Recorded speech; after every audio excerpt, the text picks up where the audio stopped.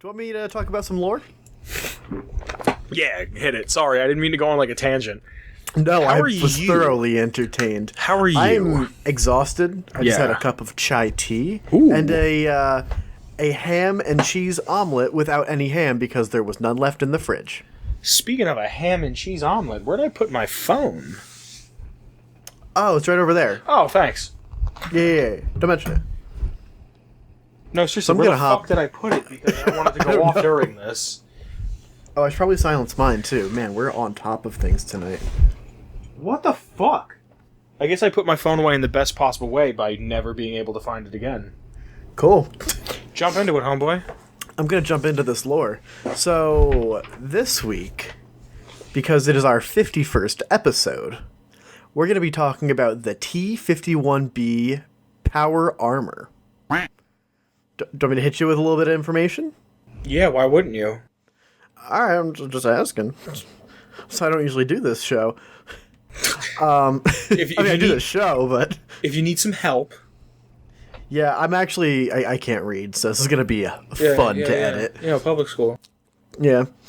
So, T-51b Powered Infantry Armor, or simply Power Armor, represented the peak of armored infantry technology before the Great War. Developed in the laboratories of the West Tech Research Facility, the T-51b was deployed at the end of the Anchorage Reclamation, and by January 2077. The issue started to deploy them standard issue in the pre-war. Now, only the most technologically advanced factions have with ties to the Great War, or the American military, or the previous federal government, such as the Brotherhood of Steel or the Enclave, have access to the power armor. The armor is fitted with a back-mounted TX28 microfusion pack, which generates an output power of 60,000 watts to power the high-flow hydraulic system built into the frame of the suit. Made of a polylaminate composite, the outer shell of the T-51b is lightweight and capable of absorbing over 2,500 joules of kinetic impact. What is that like, what is a joule? A joule? Yeah. I took physics. Hold on. Like how much is me walking? Like how many joules is me walking? I don't understand what a joule is other than like, oh no, that's gem. Like I don't understand what a joule is other than like a rock. No, not that kind of joule. It's No, like, I know. When you say it's joule, the that's unit what I of think energy. of. It's like yes. it's just a measurement of energy. I understand that, but like, what is the force of my foot hitting the ground as I walk? Like, how many joules is that? Because I think when a lot of people hear joule, they're not going to understand what that means, even though it's like, oh, it's kinetic energy, but like, what does that mean? So, like, if we have something that we can kind of back it up with... Let me find something.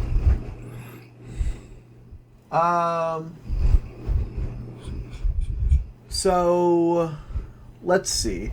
Jogging is 40 to 48 kilojoules a minute. Well, how much is a kilojoule? 1,000 joules. So 2,500 joules would be 2.5 kilojoules?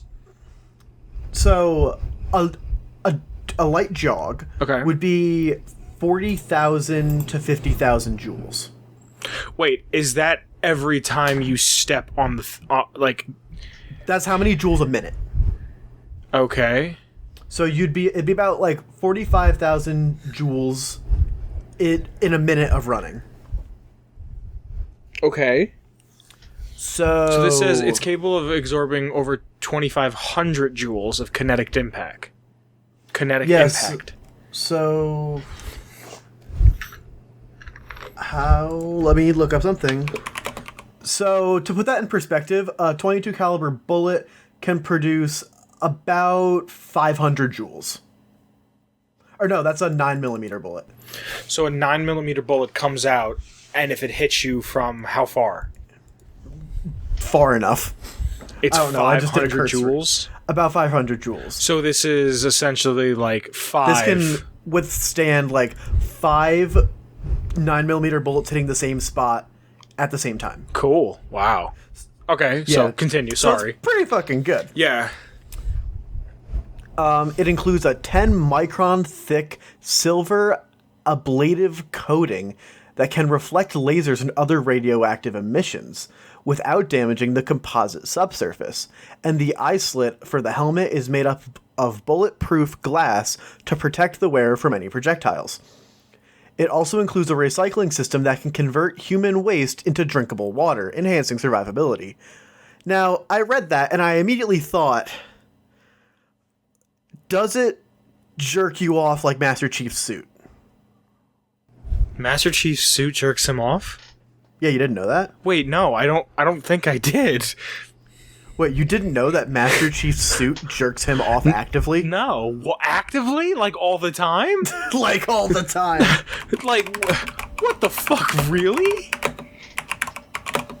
It's not like rubbing him raw after a while? It's like in one of the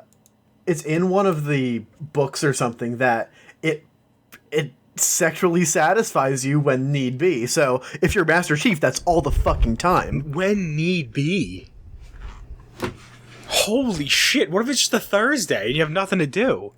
Here, I'll post the excerpt from the book in the chat for you to read. Please, because I'm fucking curious. Here you go. One of the benefactors cut her off. Am I seeing this right? She looked up from PDA, quoted the text. The groin region packs a sexual stimulant designed to reduce combat stress, and yes, it does, and we will be... Oh my god. Oh my god. So does Power Armor jerk you off? I don't know.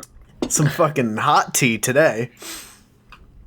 Well, at least now you know Master Chief suit jerks him off whenever he's shooting guys down. I'm happy he's happy. So I'm gonna give you kind of Wait, no, we got to talk about this a little more.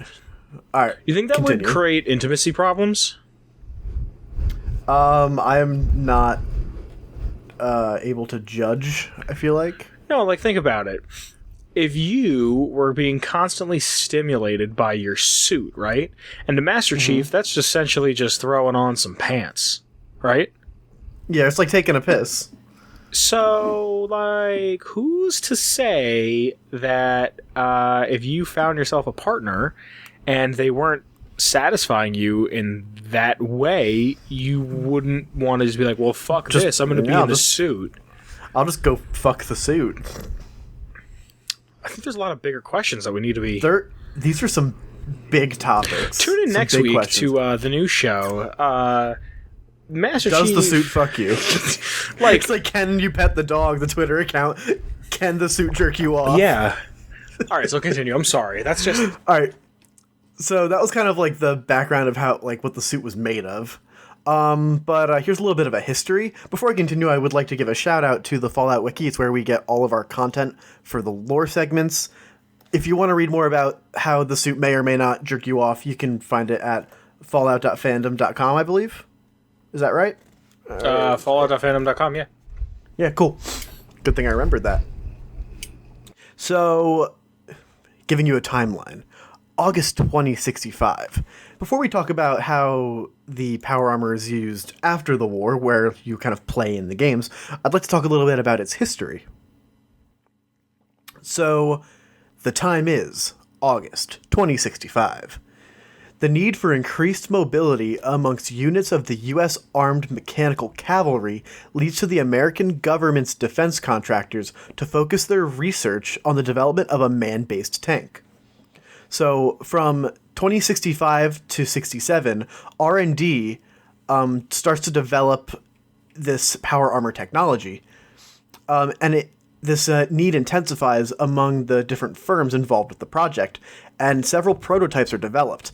Most of them didn't work, but these prototypes did pave the way for major future advances in material science, robotics, and nuclear fusion technology in the decade before the outbreak of the Great War. So, summer of 2066, the first crude nuclear microfusion cell was unveiled, one of the civilian technological spin-offs of the Powerarmor project. The new technology is soon incorporated into a wide variety of consumer goods, including robots, cars, whatever you could think of. And it begins to alleviate the resource crisis that's going on in the States. And it was honestly on track to alleviating most of the energy issues of the world, but they couldn't really get it out fast enough. The dissemination of the technology wasn't fast enough to completely avoid the war. So in 2067, the first suit of T-45d power armor was deployed for combat duty amongst the American infantrymen fighting in the Chinese occupation of Alaska. While lacking the full mobility of future versions of the armor, the early suit of power armor was incredibly effective against conventional Chinese tanks and infantry. Jumping about a decade further, it is 2074. Hold on. Yes. You skipped a bunch. Did I? Yeah. Its ability to allow a single infantryman to carry ordnance becomes key in various localized conflicts during the Sino-American War, and has the power to destroy entire towns without endangering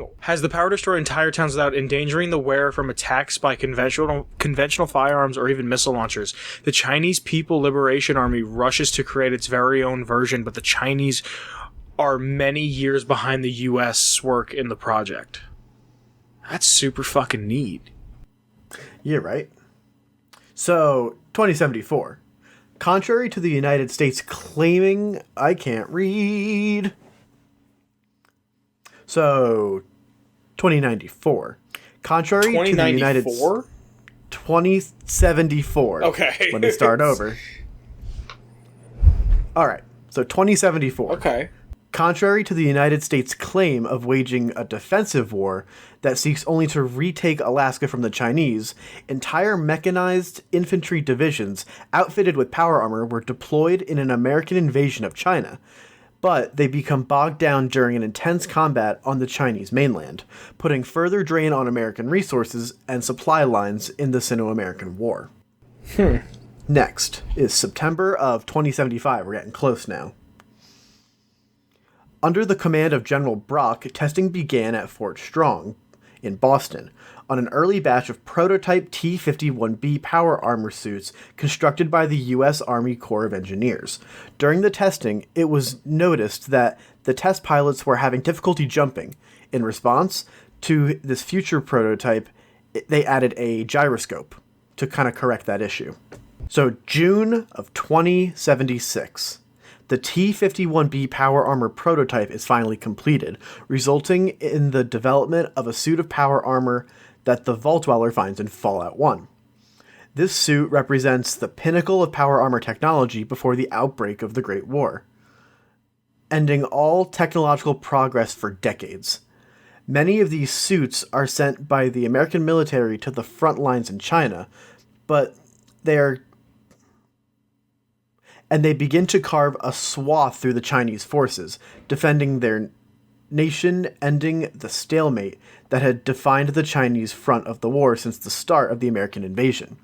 Chinese resources are strained to the breaking point by the new American offensive using the T-51b armor, and the supply lines from the nations China has annexed in the East and Southwest Asia begin to break down.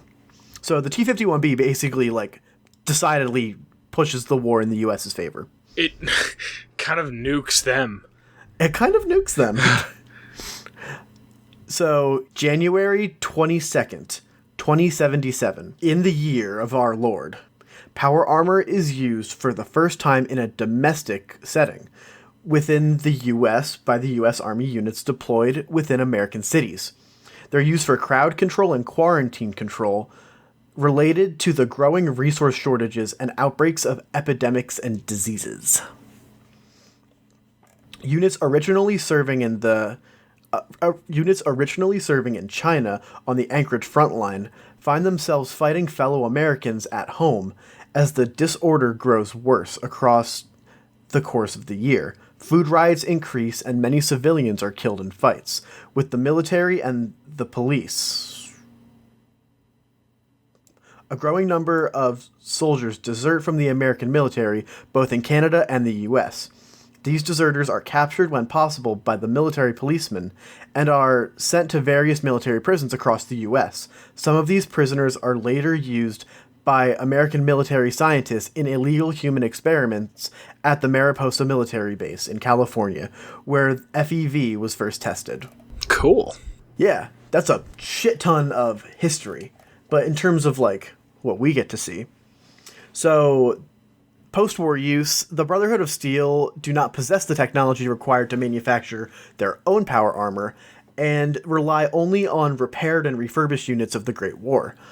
Among the soldiers of the Enclave, the power armor is seen as obsolete, and it was replaced by the Enclave's advanced power armor and Power Armor Mark II models, which end up getting renamed to XO1 and XO2. No, those are different. Those are different. Oh, are they different? Yeah. I'm 90% sure because I'm looking at both of them on the wiki right now. Advanced Power Armor and Advanced Power Armor 2 are the same thing. Like, it's the same thing, like, it looks exactly the same, but it's just a different name, and one's better than the other. Oh, okay. XO1, or XO2, I believe, is just an East Coast thing. Let me look it up. Oh, is it? As of 2287, the T-51b seems to still be in use in the West Coast Brotherhood of Steel, while over in the East Coast Brotherhood divisions, it is entirely replaced by T-60 by the time Fallout 4 comes around. So I'm looking it up. Maybe it is an XO2. Oh, no? No, it's the advanced... Okay, so I'm on the Enclave Power Armor. The Advanced Power Armor Mark II, also called the Black Devil Power Armor, or simply Enclave Power Armor, is a high-end model of power armor used exclusively by the Enclave's Department of the Army and developed after the Great War during the destruction of the Enclave oil rig in 2241. So I guess it isn't called XO2. I mean, you would think it would be called XO2 because it's more like XO1 Mark II, maybe? Maybe? But then why is there no other... Maybe. I don't know. I didn't realize this. I don't remember where I saw that it was called XO2 because I was calling it XO2. Yeah, I mean, it just kind of rolls off the tongue better instead of Advanced Power Armor Mark II. Yeah. So I'm calling it XO2. Sorry, go on. And that's all I have for the T-51b power armor. I think it's probably my favorite. Oh, I think stylistically it's the coolest. Yeah. It has that, like, green tint to the front of it. I'm looking at my helmet right now. Yeah. I think my favorite's just the visor. The visor's pretty cool. I just really enjoy the visor. I like the way the lamp is on it. Yeah. I like where it's, like, how it's placed, and it's, like, kind of got that yellow tint. Yeah, just right in the middle. It doesn't fuck around. Yeah, I think it's definitely cool. My favorite helmet is probably, I don't know, I think T-60 is my favorite helmet. Really?